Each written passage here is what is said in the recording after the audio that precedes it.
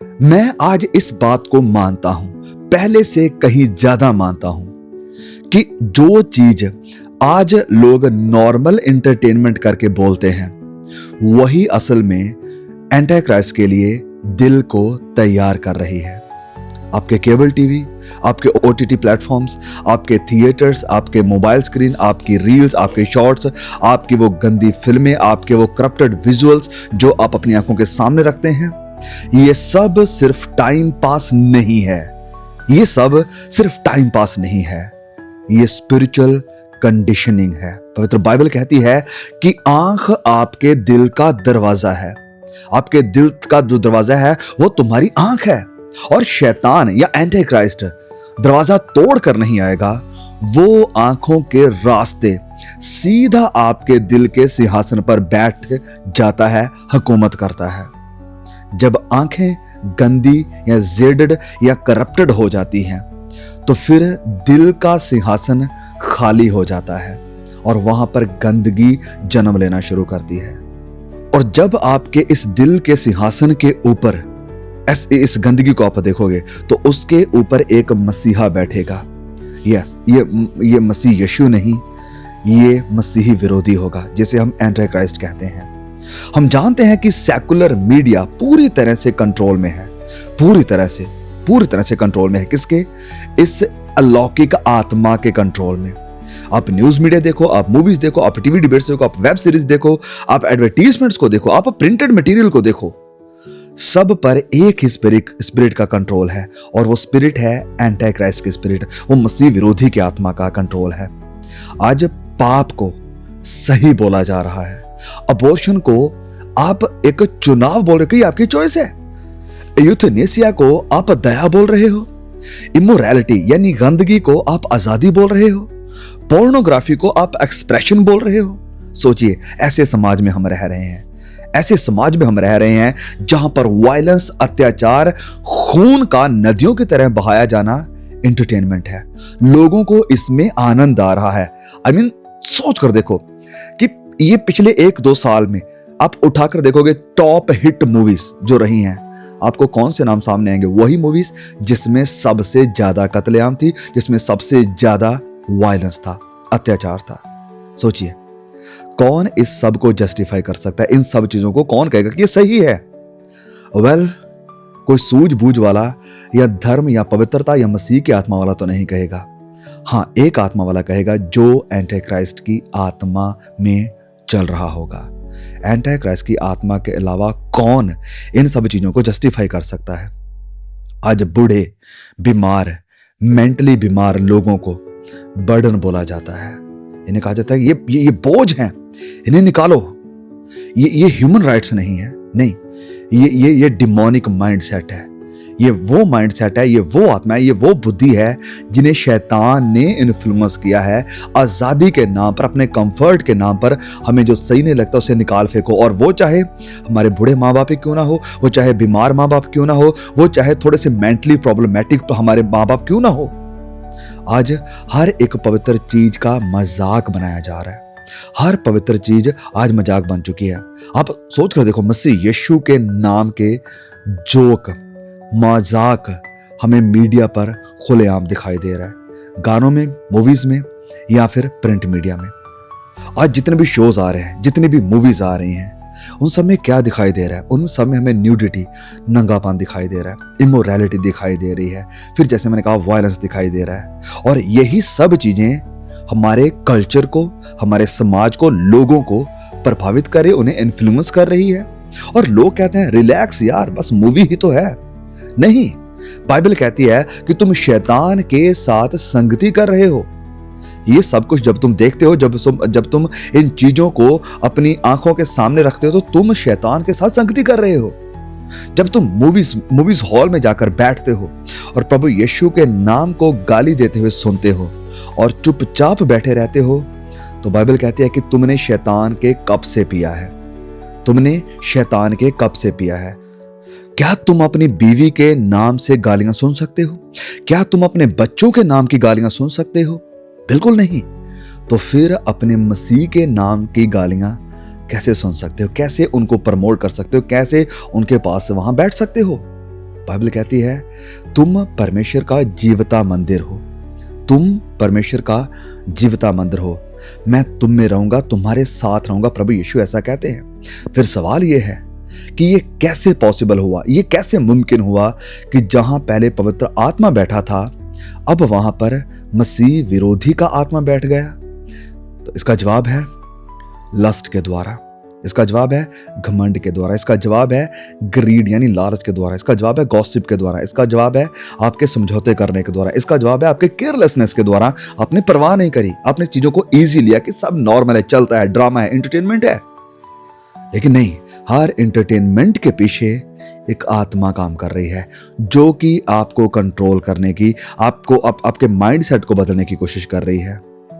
Bible कहती है वो मंदिर में बैठकर खुद को परमेश्वर दिखाता है। कौन? ये मसीह विरोधी।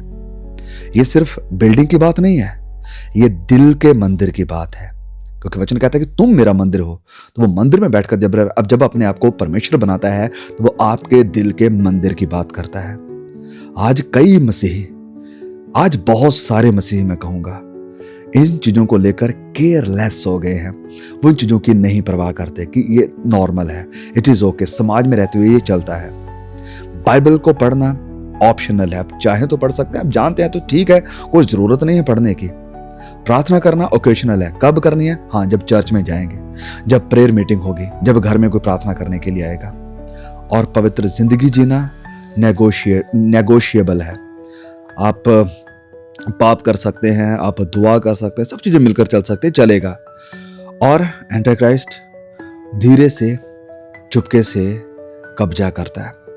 वो दरवाजा तोड़ कर नहीं आता, वो ऐसे शटल तरीके से आता है और आपसे दरवाजा खुलवाता है एंटरटेनमेंट के नाम से। तो सुनो ध्यान से मेरे भाई मेरी बहन, इस बात को सुनो ध्यान से। हर इंसान के दिल के सिंहासन पर कोई ना कोई मसीही बैठा है, कोई ना कोई मसीही बैठा है आज आपके दिल पर। या तो वो मसीह यीशु है या फिर वो मसीह विरोधी है। न्यूट्रल कोई नहीं है, न्यूट्रल कोई नहीं है। कोई नहीं कह सकते कि आधा तुम आधा तुम, ना, या तो मसीह है या मसीह विरोधी है। पवित्र बाइबल कहती है कि अंतिम दिनों में यह होगा कि लोग विश्वास से फिर जाएंगे, लोग विश्वास से फिर जाएंगे। ये भविष्यवाणी मसीह यीशु ने भी करी, मत्ती 24 में। ये भविष्यवाणी प्रेरित पौलुस ने भी करी। और सुनो, पापी बैकस्लाइड नहीं करते। जो पापी हैं वो कभी बैकस्लाइड नहीं करते। बैकस्लाइड वही करता है जिसके पास कुछ था, जिसके पास सत्य था, जिसके पास वचन था। तुम सिर्फ प्रभु यीशु से दूर नहीं जाते, तुम एंटी क्राइस्ट को अपने अंदर बुलाते हो, तुम एंटी क्राइस्ट के घर में प्रवेश कर जाते हो। संसार में वापस चले जाना, पुराने एंटरटेनमेंट में वापस मन लगा लेना, ये नॉस्टैल्जिया नहीं है, ये आत्मिक आत्महत्या है। ये आत्मिक आत्महत्या यानी स्पिरिचुअल सुसाइड है। हम इस बात को अच्छी तरह से जानते हैं, वचन क्लियर है कि जो मसीह विरोधी अभी तक पूरी तरह से रिवील नहीं हुआ, हम नहीं जानते वो कौन है, कब खड़ा होगा, उसका नाम क्या होगा, वी डोंट नो। लेकिन हम एक बात को पूरी तरह से जानते हैं, सच सच है, क्योंकि वचन कह रहा है कि उसकी आत्मा अभी भी काम कर रही है। उसकी आत्मा काम कैसे कर रही है?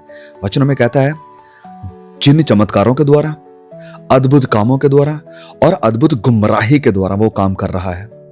लोग सच से प्यार नहीं करते, चाहे वो चर्च के अंदर लोग हैं या चर्च के बाहर लोग हैं। हाँ, मैं बिल्कुल सही कह रहा हूं कि चर्च के अंदर भी कुछ लोग हैं जो सच से प्यार नहीं करते, उन्हें बस कंफर्टेबल होकर रहना है। तो शैतान के ये जो सारे काम है, गुमराह करना, चिन्ह चमत्कार करना, अद्भुत काम करना, सिर्फ चर्च के अंदर नहीं, चर्च के बाहर भी वो काम कर रहा है, लोगों को बड़े स्केल पर गुमराह करने के लिए। इसलिए झूठ पर विश्वास बड़ी आसानी से लोग कर रहे हैं। फिर से कह रहा हूं, जैसे चर्च में भी और चर्च के बाहर में भी। और पवित्र बाइबल हमें कहती है कि मेरे प्यारे बच्चों, it is the last time, कि ये अंतिम समय है, ये अंतिम समय है। और ये लिख कौन रहा है? यूहन्ना, प्रभु का प्रेरित दास चेला। वो यूहन्ना कह रहा है कि ये अंतिम समय था, तो आज हम कौन से पल में जी रहे हैं? यस, एंटी क्राइस्ट आएगा, पर उससे पहले बहुत सारे एंटी क्राइस्ट यानी बहुत सारे मसीह विरोधी आएंगे। उसके पहले बहुत सारे मसीह विरोधी आएंगे, यानी बहुत सारे लोग इस मसीह विरोधी की आत्मा से लोगों को गुमराह करेंगे। और बहुत सारे लोग मसीह विरोधी की आत्मा के इन्फ्लुएंस में ऑलरेडी मैं देखता हूं कि आ चुके हैं। शैतान के मेन टारगेट एडिक्ट्स नहीं है, जो कि ऑलरेडी बुरी आदतों में फंसे हुए हैं, जिनको लत लगी हुई है। उसका टारगेट आप हैं, उसका टारगेट मसीह के आराधक हैं, उसका टारगेट क्रिश्चियंस हैं, उसका टारगेट चर्च जाने वाले हैं।